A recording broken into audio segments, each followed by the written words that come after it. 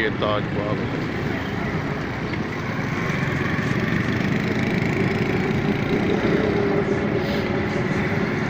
बन रही।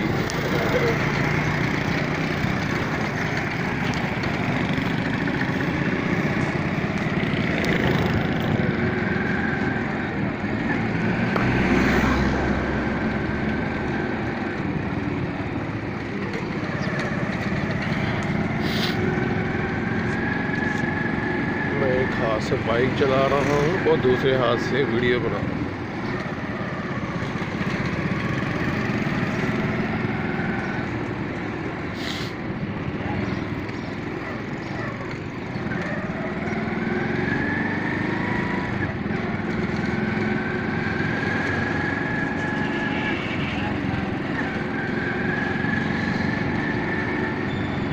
ये ताज बाग का इलाका है।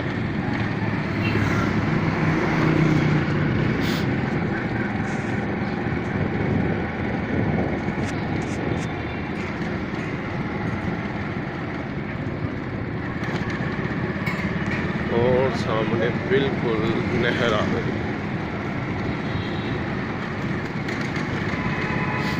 सुबह तकरीबन 7 बजे का टाइम।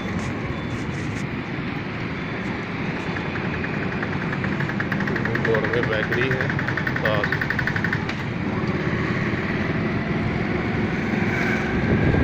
ये साथ नहर